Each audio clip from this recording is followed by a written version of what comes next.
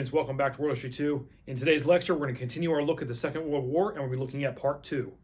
Stay tuned for that. Okay, class, we're going to have the PowerPoint lecture for the Second World War, Part 2. When we look at the war, we have to break it down in different areas to speak about. And this could be geographical, like we have here on the screen. It could be chronological, which I do have the dates on the screen, but I'm going to try to kind of overlap the different theaters with what's going on in a specific theater during the entire time the events take place in that theater, except that at the very end, in an upcoming lecture, I'm going to kind of draw it all together where the Allies win in each theater.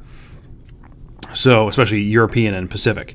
So, on the screen there, you see the main theaters of World War II, and even though the war goes across the world and there's many different areas involved and other countries involved and what we've talked about, we have the European theater, the North African theater, and the Pacific theater. Obviously, the European theater was 1939 to 45, with the invasion of Poland in 39 and the fall of Germany in 45. And in there we have the Poland campaign, with the invasion of Poland in 39. Western Front is from 40 to 45, and that is going to be the invasion of France by Germany, the fortification of France, especially the northern coast, where you think of the invasion of Normandy and D-Day, the Western Front. And then the Eastern Front is from 41 to 45, and that is the invasion of Russia by the German forces, and then they would then be pushed back. North Africa was from 1940 to 43, and the reason that the North African campaign occurred was because Italy decided to start doing some things down in Africa, and they got in trouble in 1940, and so Germany had to come to their rescue, and so we have the North African campaign with the Africa Corps from 41 to 43. And what that really did was it sidetracked Hitler. He never really had a plan for taking over Africa, but once he started getting a role in Africa and having some success there under Erwin Rommel, he realized that it showed his power, and so he exploited that. And then the third theater for the Second World War was the Pacific Theater, 1941 to 45, and that's the island hopping campaign after Pearl Harbor, where the Marines, for the most part, the U.S. Marines would go from island to island. There were also some pretty significant naval battles that take place. So that would end up pushing all the way to the homeland of Japan. So we see the three theaters of World War II. And we'll be going through all of these. And when we go through these, we'll then wrap it up at the end with a lecture on the end of the war, where the Allies win and the Axis lose. Okay, so we're going to start with the North African Theater. 1940 to 43, Italy declares war on Great Britain on June 10th, 1940. The British Army in Egypt invade neighboring Italian Libya. And we'll have some maps coming up, but when Italy declared war on Great Britain decides to leap over the border in Egypt. Obviously, they're at war now, so Egypt takes the offensive. The British take the offensive, and they invade neighboring Italian Libya. Great Britain captures Italian forts and actually destroys a very large army, the Italian 10th Army. And so Mussolini, he has really no choice but to call out for help from his ally Adolf Hitler. And so Germany comes to help, and in February 1941, German general, he would become a field marshal, German General Erwin Rommel arrives with the German Africa Corps. You may have heard of them before, you may have seen them in a movie or something, but this is the German army in North Africa, and they operated for a couple of years under Rommel's command. He was known as the Desert Fox because he was very wise in his military strategy and use of forces, and especially use of tanks. And basically he came in there and he rescued the Italians that were remaining and set up operations in North Africa and pretty much takes control of a lot of North Africa. And he halts the destruction of the Axis forces. Well, then Rommel decides to go on the offensive and pushes the British back. Again, this is before the United States entered the war. There's General Erwin Rommel there on the screen. He would be a field marshal, which is like the highest ranking you can get. There were several field marshals in the German military. Born in 1891, lived till 1944 because he got embroiled in the plot to assassinate Hitler in 1944, the July 20th plot, and basically he was given the honorable way out of the German military by giving the opportunity to commit suicide, which he did, and killed himself in 1944. Known for his brilliant leadership in North Africa and later in France, because he would control or command the forces in northern France as the Allies invade France in 1944. He would be the one that would be in control of setting up the defenses and making sure that the German military was ready for the invasion. He was a lead from the front, kind of a general. He inspired the troops. He was a World War I veteran. He wrote a book called Infantry Attacks, which is basically a baseline strategy for ground warfare. There's a couple pictures of him there in his command car on the upper left. His tanks, a couple pictures of his tanks moving across the desert. So you can see the terrain, very dusty, dirty, open land. I mean, it was perfect for tank warfare, and he was an expert on the ground forces. So he was very successful. Now, the way you can study the Africa Corps and the battles that take place is going by battle and seeing the movements, but we don't have time for any of that. So I have this map here on the screen, which kind of shows the movements. Now, this is North Africa, and you can see Egypt over here. So if you can just kind of get in your mind the location in Africa. So here's Egypt, and then neighboring Libya. Now, Africa's going to continue this way for a good distance, and we'll see another map coming up with that later. But you can kind of see the back and forth of the battles that take place in North Africa. So here's Egypt, and the British invade Libya and begin to beat the Italians. Well, then they call for help, and so the Africa Corps arrives, and you can see here the blue line is the British. And from December of 40 to February 41, they move from this line all the way to here, to El Agailer. And then Rommel shows up, and from March of 41 to May of 41, he has a lot of success, and he pushes the British all the way back, okay, to here. And then all the way back here, so it's kind of a back and forth. That's the point I want you to get, is that they move back and forth across this sea of sand. And then from January 42 to September 42, Rommel does a really good push, and he comes all the way to El Alamein, which you may have heard of. That's a pretty famous battle there, El Alamein. And then in October 42 to January 43, on the scene comes General Montgomery, which we'll see here in a minute, and he shows up here, and he pushes Rommel all the way back and even further. And then by now, the Americans have landed in Operation Torch and begin to push from West Africa along the upper coast to kind of pinch the Germans between Montgomery and the American forces, which we'll see in a little bit. Another picture of the Africa Corps, just a tank going across the desert. Okay, so here's General Field Marshal Bernard Montgomery. He's British, 1887 to 1976. That's the year that I was born, in 1976. It's the year that he died. Nicknamed Monty, he won the Battle of El Alamein, October to November 42. against Rommel. After many setbacks, finally a British strong victory. He becomes a national hero, and his name becomes a household name.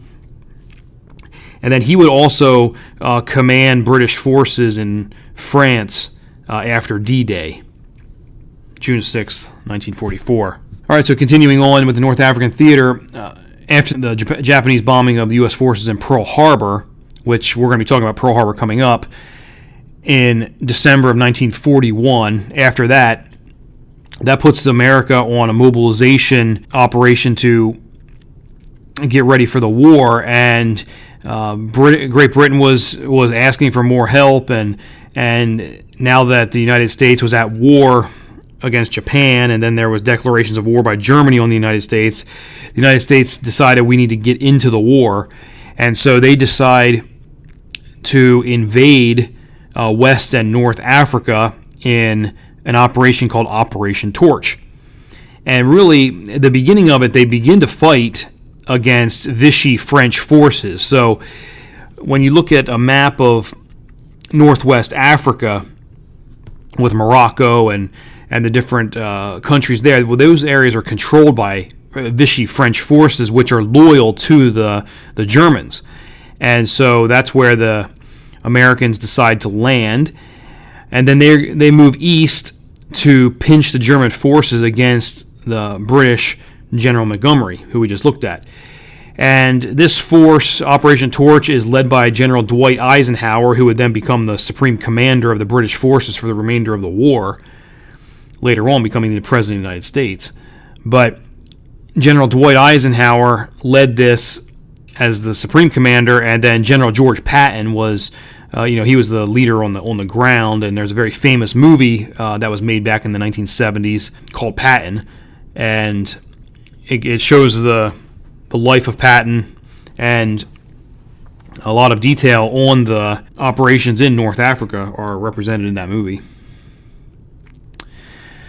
Okay, so here's a map of Operation Torch, and you see the red lines here, the red arrows. This is the invasion, and so you see Morocco and Algeria and Tunisia. Okay, now these are the landings that take place, and this one's a pretty famous one because of a Humphrey Bogart movie called Casablanca, and they end up invading Casablanca. Now, the movie with Humphrey Bogart takes place while the Germans and the Vichy French are still in control of Casablanca, so it's before the invasion is that movie. But the forces land in Morocco, and they battle, and they win. The U.S. forces win, and they move across North Africa here.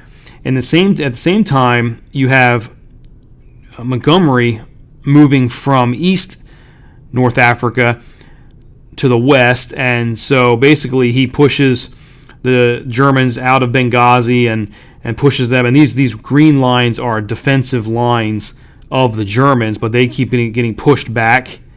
So here's Tripoli all the way to here, and then here's Kasserine, and there's a very famous battle with the Americans there called the Battle of Kasserine Pass.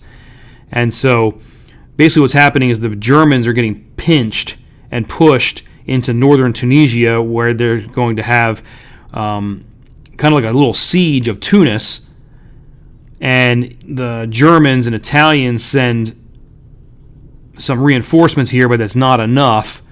Again, by this time, Hitler is involved in Russia, so it's just not enough, and so the Germans get pushed all the way to this little tiny peninsula here, and they end up having to evacuate. And the Germans evacuate to Sicily and then evacuate to Italy. Now, Rommel has taken leave, and he's gone back to Germany at this time, but the forces end up hopping over to Sicily and then hopping over to Italy, and that's exactly what the Americans and the British do. They decide to follow, and they invade Sicily and then invade Italy. So this brings the war in North Africa to an end. November of 42 to May of 43 is the Allied victory when they defeat Rommel's forces and basically take North Africa. So that ends the North African campaign. Here's a picture of Operation Torch with the U.S. soldiers landing in North Africa. May 13th, 1943, German forces defeated, and the Allies controlled North Africa. And that's all we're going to talk about with North Africa, but we have to switch gears now and look at the United States getting involved with the bombing of Pearl Harbor by the Japanese. Now, there's 3 stages of U.S. involvement because the United States did not get involved until the very, very end of 1941.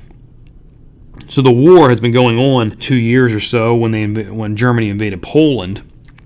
So in 1939, so the first stage that the United States took was a stage of neutrality. They decided we're not going to get involved. They kind of had an isolationist mindset. They were over here still recovering from the Depression and getting back on their feet from that here in the United States. And so they kind of looked at this whole deal over there with Great Britain and Germany and all of that as Europe's problem. And at the beginning, 80% of Americans did not want to get involved in the European war. But because of the relations that we had with Great Britain, especially since the First World War, FDR decides to ensure neutrality in a speech to Congress on September 21st, 1939.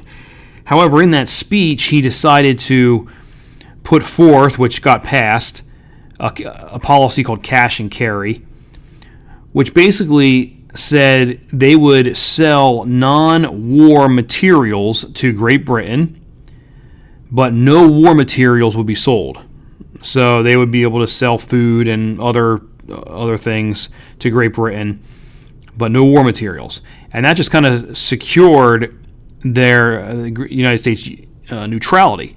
In regards to the U.S. economy, it did help. It boosted non-war manufacturing, so that helped the U.S. economy. So FDR kind of knew what he was doing, keep the United States neutral while boosting the economy, and Great Britain can get some non-war material. But that's going to change to the Lend-Lease program in March of 1941, and this changed because really Great Britain was really hurting after the Battle of Britain, and so it was a loan scheme to loan war supplies to countries whose defense is vital for the U.S. defense.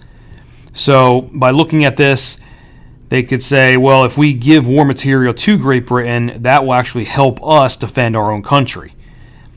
And because everything was pointing towards war, they decided to pass this. So the slogan was Arsenal for Democracy. That was the slogan of the Lend-Lease program. And the idea was to lend war material mainly to Great Britain with the understanding that it would be repaid after the war. And then the third stage of U.S. involvement is the war itself. So it went from neutrality to Lend-Lease to we actually go to war. December 7, 1941, the Japanese attack Pearl Harbor. U.S. Congress declares war on Japan on December 8, 1941, and that is the famous Day of Infamy speech by FDR with the attack on Pearl Harbor. And so we have to look at this before we jump into the actual attack on Pearl Harbor. We have to look at why the Japanese attacked the United States. If the United States was sitting over here neutral, not involved, if anything, they were giving war material to Great Britain, why is it that the Japanese got involved? Well, here's some reasons. First off, in September 1940, Japan signed the Tripartite Act with Nazi Germany and Fascist Italy. This brings the Axis forces together.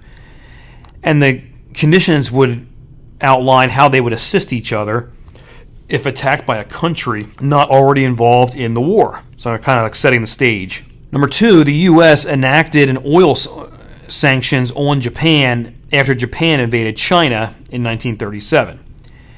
Now, I'm not going to go into great detail of this in any way, but just to let you know that in the 1930s, Japan invaded Manchuria, which is part of China, and had quite a bit of success, and they captured a good amount of China, especially in Manchuria. And when they did that, the United States enacted oil sanctions on Japan, and that's going to hurt Japan, especially when you get closer to the war World War II itself. Number three, the Japanese occupation of French Indochina in July of 1941. So again, this is before Pearl Harbor. But that caused the U.S. to sever all commercial and financial relations with Japan. So things are just kind of getting going worse and worse with the relations between Japan and the United States. Japan signs with Nazi Germany. There's oil sanctions against Japan. Now there's severing of all commercial and financial relations. Number 4, Japan needed the U.S. Pacific Fleet out of the way to conquer Southeast Asia. Because what they were doing is they were looking at an expansionist mindset and trying to see where natural resources are that they could use for their own war machine. Well, the U.S. fleet would be in the way of that and cause a problem. So they decide the U.S. fleet needs to be taken out. So the reasons for the attack: they need natural resources, especially oil.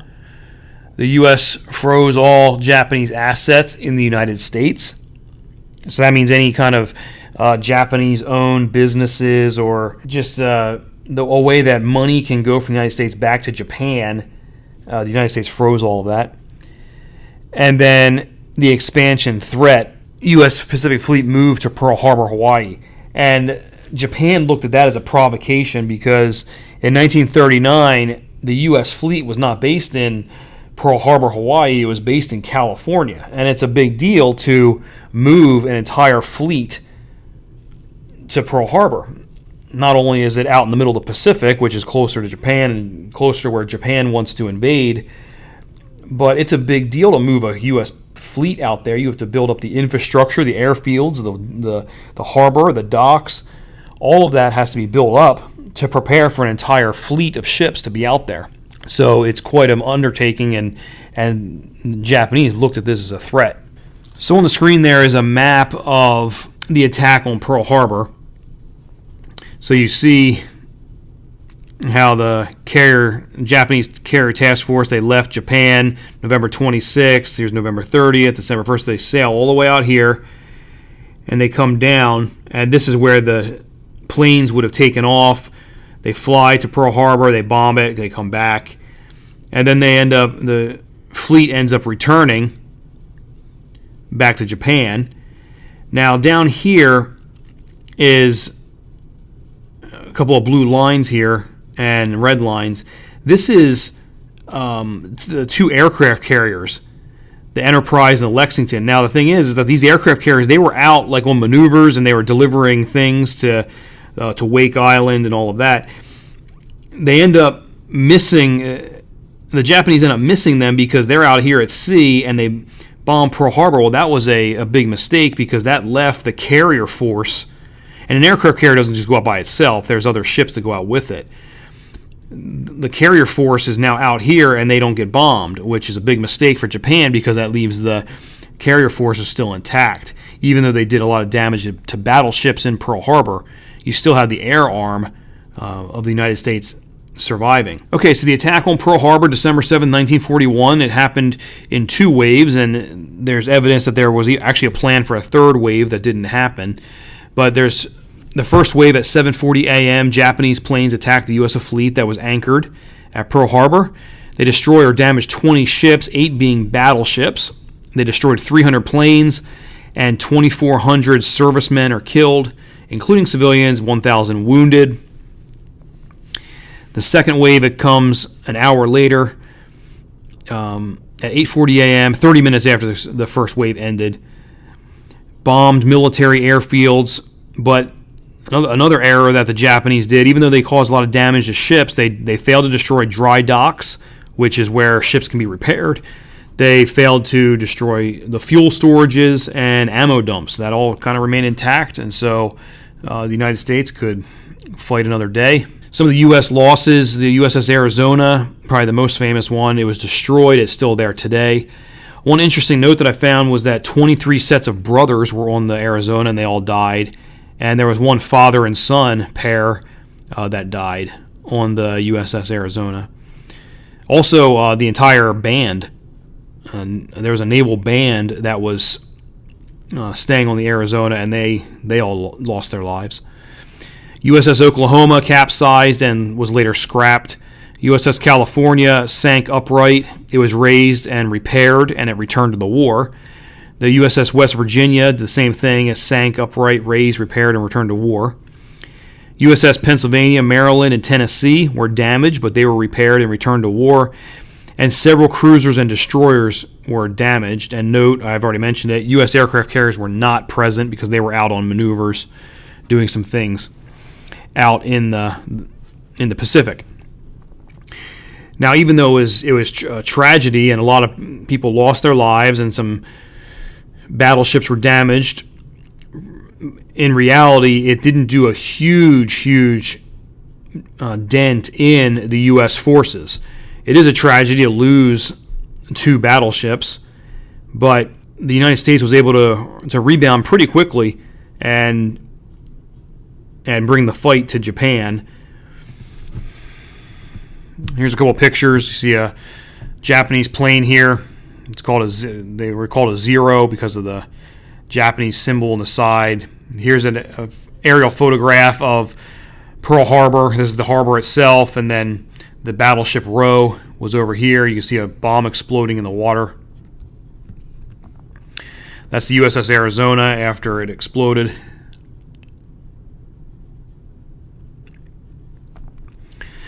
This is the USS Arizona today, still on the bottom of the harbor, and you can come out and it's a memorial now, so because there's still men entombed in the ship, so you can go out here and see this.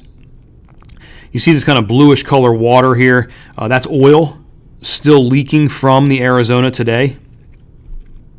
Some estimates that they have is that about 9 quarts of oil leak out of the Arizona every day. So quite a bit. But there was a lot of oil on a battleship.